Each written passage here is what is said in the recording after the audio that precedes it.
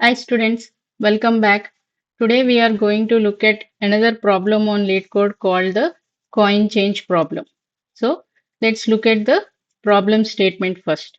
So in this problem, we are given an integer array coins representing different denominations, okay, and an integer amount representing total amount of money.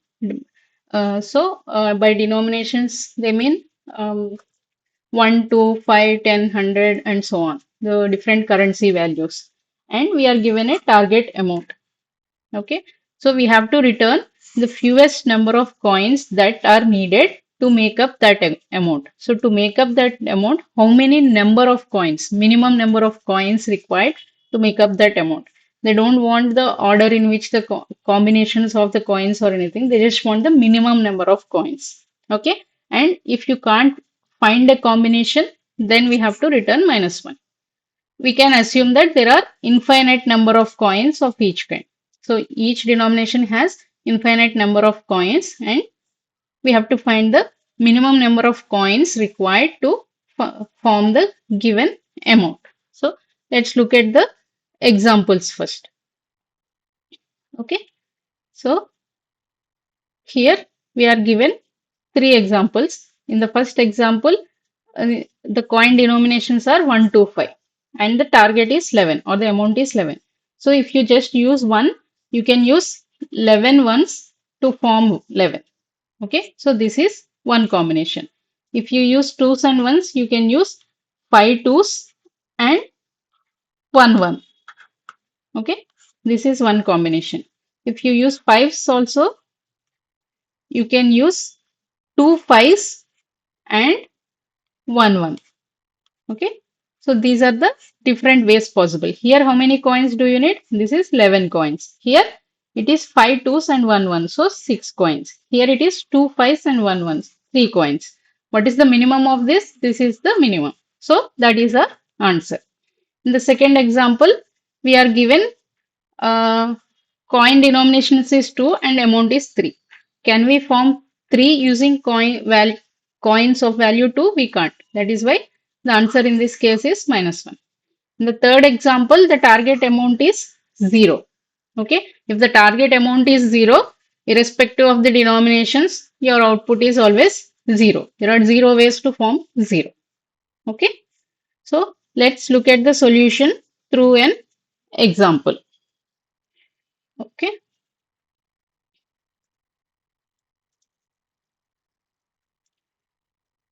So let's take this example where um, given coins are, we have coins as with denominations 1, 2, and 5. Okay, and our target or amount is 6, just to keep it simple. Okay, so now the first thing that should come to mind is a greedy approach. Okay, let's go through that first. So in greedy approach, what we can do is uh, the target we can divide by the max value of the coin. So in this case, 5. So when you divide by 5, 6 by 5, you get 1. That means you need 1 5. Okay. Then the remainder 6 percentile 5, which is the remainder, is 1. Now, how can you form 1? Let's divide by 2. 1 by 2 is 0. So 2 is not possible. You need 0 twos. Okay. Now let's divide by the other coin. 1 by 1 is 1. Okay. Now we need 1 of 1. And 1 percentile 1 is 0. So that means we have found all the combinations. So here we need 5 ones, 1 of 5, 0 of 2, and 1 of 1, which means we need 2 coins. Okay, this is a greedy approach. This works in this case, but it need not necessarily be always true. We are looking for minimum combination. What this gives is a combination. One of the possible solutions is what it will give us. So let's take an example where this won't work. Okay, let's say let's say we have coins as 10, okay, 7, 6, and 1. Okay. And our target is 13. So following same thing, what we will do? 13 by 10. So we need 110 and the remainder is 3. 3 by 7. So we need 0 sevens. 3 by 6. We need 0 6. 3 by 1. Okay. And we need 3 ones. So what will be our answer? Sorry. 1 3 times. What will be our answer? 4. Okay. So what we are saying is we can form 13 using 110 and 3 ones. Okay. 110 and 3 ones, which is one of the possible solutions, but it is not the minimum combination. What is the minimum combination here? 7 plus 6. If you form 13 using 7 and 6, you need only 2 coins. That is our answer here. But that won't come in the greedy solution. That is because you can't just randomly pick a number and find a solution here. Each solution depends on who the other numbers are, and the space between them is also not uniform, which is why greedy won't apply here. Okay. Now let's look at a dynamic programming solution for this. Okay. Let's go back to our earlier example where we have taken coins as 1, 2 and 5 and target is 6. Okay. So what we are saying is to find a target 6, if we know the previous solutions, we can find it from them. Okay. Let's take another example maybe. Let's say our target is 4. Okay. And the coins available are 1, 2 and 3. Okay. So if the target is 4, how do you find out the possible values of forming 4, given that you have coins as 1, 2 and 3? Now, what you can do is, you can say that for 1, if you know the number of ways in which you can form 3, you have coin of value 1. So, if you just add 1 to it, add 1 for coin of value 1, okay, you'll get your solution. Similarly, for coin of 2, okay, if you can find a value of 2, which is basically 4 minus 2, then you can add 1 to it because you have coin 2 with you. So you have a coin of value 2 with you. Then you will get the solution. Similarly, if you can find the value of 1, which is 4 minus 3, you have coin 3 with you, so you can just add 1 to it and you will get your solution. So 4 can be expressed as its previous functions based on what coins you have. So your function would be something like min of f of n minus coin 0. Okay, comma f of n minus coin 1 and so on. You're finding min of the previous position values based on the coin you have, because you can add that coin. So once you have the min, you just add plus 1 and you will get the current value. Okay, so this is a formula. This is the formula we are going to use. Now let's form a. So to find the previous solutions, we have to remember them, right? So let's go back to our problem statement again. Our coins are 1, 2 and 5 and our target is 6. Okay. So to remember the previous solutions, let's take an array of size target plus 1. Okay. In this case, our array is of size 7. So initially, we know that in case of 0, it is always 0, right? So for 0, the value is 0. And for rest of the things, let's assume we don't know the value yet, right? Let's assume it's just infinite. Okay. Now, let's start I equal to 0, we already know the value. So to find the value of target 6, we have to find all the values below it, then we will reach 6 because 6's value depend on its previous values. Okay, so let's start with I equal to 1. So if our target is 1, what happens? What will be the coins we have? Coins are you can't form one with 2 or 5. You can only form one with a coin which has value less than or equal to 1. So the coins are available here are only 1. So what is our formula? We have to find min of, okay, min of the value formed by these coins, which would be, we are at 1 and we have a coin of value 1. So we have to go to 1 minus 1, which would be 0. So value at 0 plus 1. Okay, and we have only one coin, so only one, and the current value, which is infinity. Min of 1 and infinity is 1. Okay, this is still 0. These are still infinity because we are in still first iteration. Okay, now when we do I equal to 2, what are the coins available to us now? All the coins which are less than or equal to 2, which is 1 and 2. Now, what is our formula? Min of the current value, and here we have to go to, for 2 with coin of 1, we can go to minus 1 position. So, min of 1 plus 1, which would be 2. Okay, which would be 2. Now, you have a coin of value 2. So, you can go from 2 minus 2, sorry, 2 minus 2, which would be 0. Okay, 0 plus 1 is 1. So min of infinity 2 and 1. So here our value becomes 1. These are still 0 and these are infinity. Okay, now for I equal to 3. I equal to 3. What are the coins? Our coins are 1 to 5. So our coins are still same. Now what will be the minimum value? Min of the current value, which is infinity. Okay, and minus 1 because we have coin of value 1 plus 1. 1 plus 1, which will be 2. We have a coin of value 2, so we have to do minus 2.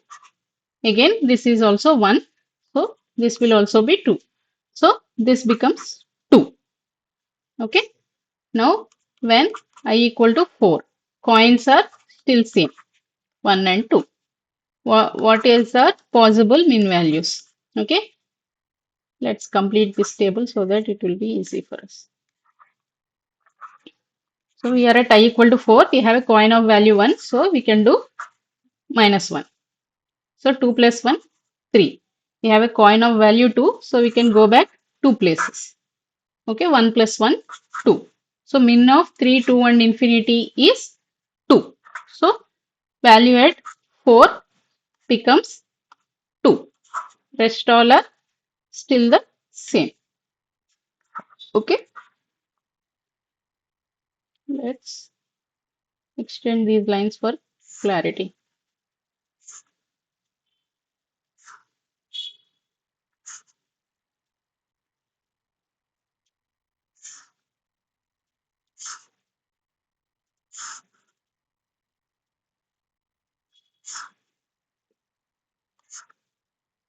Okay, so far we have found till 4. Now what happens if we go for 5? When I equal to 5, we have a coin of value 5.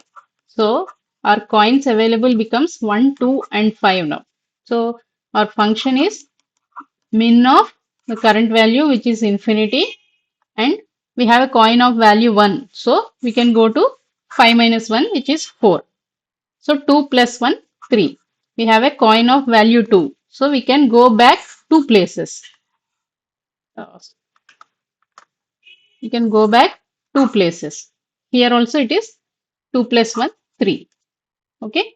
We have a coin of value 5. So we can go back 5 places. 5 minus 5 is 0. So we can go back till here. Value at 0 is already 0 plus 1 is 1. So min of 3, 3, 1 and infinity is 1. So what we are saying is min value at 0 plus 1. Okay. So the number of ways, minimum number of ways in which we can form 5 is 1. Now let's look at 6. Okay. Now again the coins available are still same. 1, 2 and 5. What will be our mean values? One is the current value. Okay. And since we have coin of value 1, we can go back one place. 1 plus 1, 2. Okay. Since we have a coin of value 2, we can go back 2 places. So it would be 2 plus 1, 3. Since we have a coin of value 5, we can go back 5 places, which would be, no, this one. Okay. Again, 1 plus 1, 2. Okay. So the ultimate minimum value is 2. So our answer is whatever we have in the nth place, in the sixth place of the array, which is 2. So what happens if we can't find a minimum value?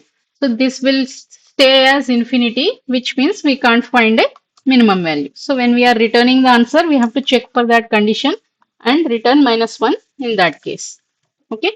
So let's write code for this. So understanding this formula is the most important part of it.